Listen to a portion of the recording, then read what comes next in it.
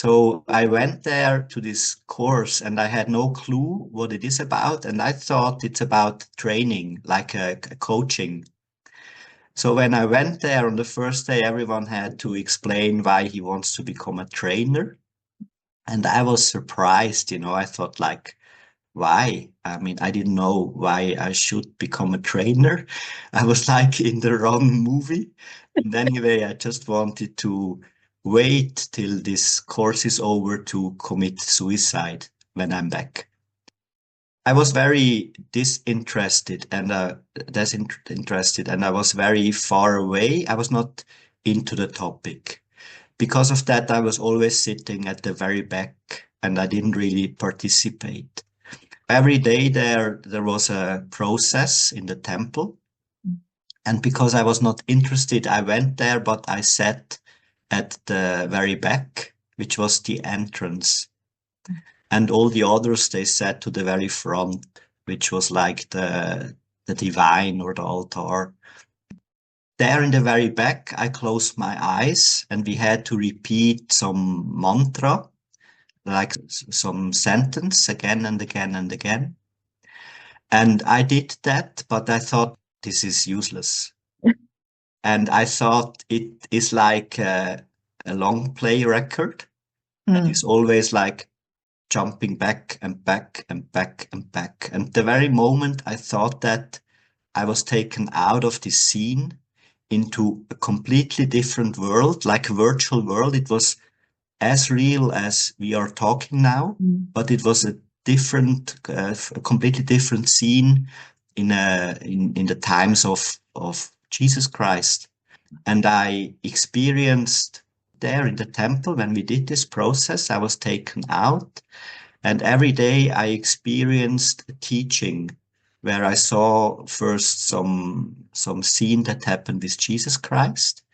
And then afterwards, I saw a scene that happened in my personal life. Then I heard the teaching for both the scenes, which was always one teaching. And I was like gone. I mean, I was like, who can do that? Who can do that to me? Or which power or force can do that? I was deeply impressed. And there were processes where I was just crying over hours, like melting. And I thought like, wow, I've never experienced something similar. One thing was, for example, we had a fire ritual. When I did this fire ritual, I was in the very back. I couldn't hear well what to do. So I did it completely wrong and I threw this, like there was a bowl with clothes in there and some herbs and so on. I threw it in the very beginning in there. It should have been at the end. So the fire went out and then suddenly there was only smoke and the people said you should never, like let out the fire. And so everything went completely wrong. And I was crying then.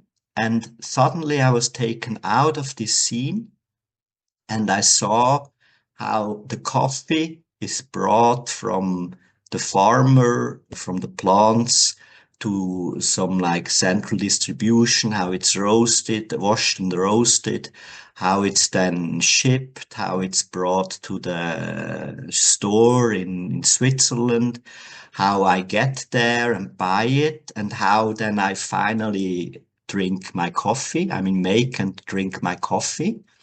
And then there was this teaching that you are not without everyone. You don't exist without the whole network. You are not independent of all the others. And that was the first time that I realized, I never thought about these things because I thought like, of course, I buy the coffee there and I drink it. So that's like simple. But that it's a whole chain of things that is needed and a whole network of people that support me or teamwork with me in order for me to drink this one coffee. I never thought of that. In this Homa, in this fire ritual, where my fire was off, suddenly a lot of people came to help. Someone was putting some oil, someone was igniting it or setting in flame again. Someone took out the red offering that was too early in there. Someone put some more wood. So there was a whole network of people making it work again. And I thought, like there, it's also in my whole life. It's the same. So this happened every day, happened something like that. And I was deeply impressed. Another thing that I felt like, wow, was the dancing, because after a process we had to dance and I hated dancing.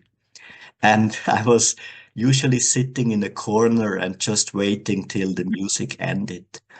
But there in the temple, I was like, like a puppet. I was suddenly like taken off the chair and I was like dancing in the space and I couldn't stop it. I Wow. couldn't change it and I couldn't influence it. I had like no control about the body. And that impressed me a lot. At the end of this trainer course, I thought like, wow, what force or what incredible power Mm. must be there to influence me in such an extreme way, to take over or control. So there it was like a change, a big, big change. The Tejasachi, the guide there, she said, why don't you come for another course which goes 4 weeks? You are in silence, and there really big changes can happen. So I thought, okay, that will be it. I go there. And when I went there, day by day, I was always looking for enlightenment, but day by day, the thoughts, the thinking, they still went on. I mean, I felt happier, I felt joyful, but the thoughts went on and on and on. And then there was one evening where I was not sleeping in my bed and I was thinking and thinking and thinking how to get to the enlightenment. And I was listening to music because I couldn't sleep. And while I was listening to music and thinking about how can I reach enlightenment, there was one song from Joe Cocker, which was saying in the refrain, it was saying, with a little help of my friends. And I saw in my virtual mind, I saw gods or divine people dancing around while I heard this with a little help from my friends. And then I thought, oh, I never asked my friends or I never asked my divine friends to help me to be enlightened. So in this night, I asked my divine friends for enlightenment. And then suddenly I felt a huge wave of joy and bliss, and I was crying and melting, and I felt very, very different. In the morning, when I came to the lecture, and the guide was walking over the carpet, I felt as if I am the carpet. I felt this touching of his feet on the carpet. I felt every step and I felt how the carpet, the tissue was pressed. So I felt as if I am the object. That was a very new perception.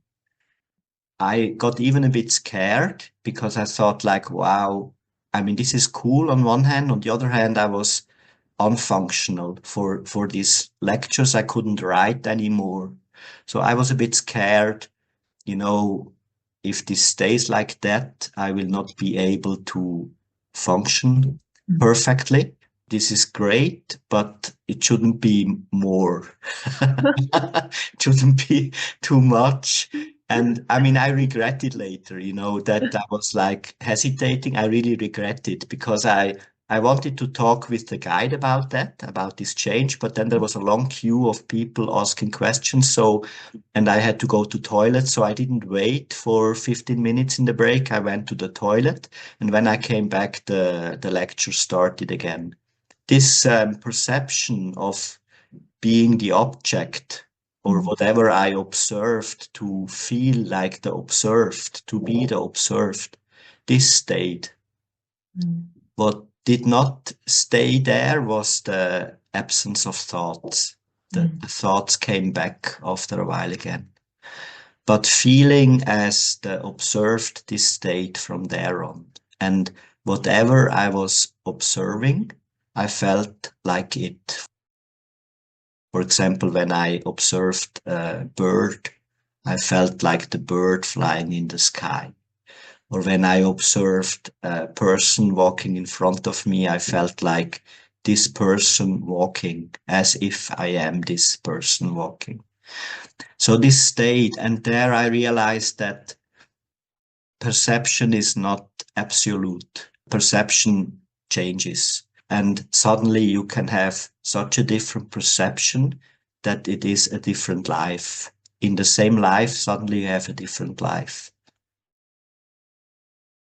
So there I realized on one hand that this whole movement is extremely powerful, and there is a power or a force in there that can change you, that can completely change you. So there I knew, this is what I need. This is what I want. And this is what can change me. So this was the new Andy from there on. I believed in this movement. I believed in oneness. And I believed in the leaders there on Mabagawan, that they can do with me whatever I need, that they can change me, and that they can also change my perception, that they can enlighten me. From there on, that was clear to me.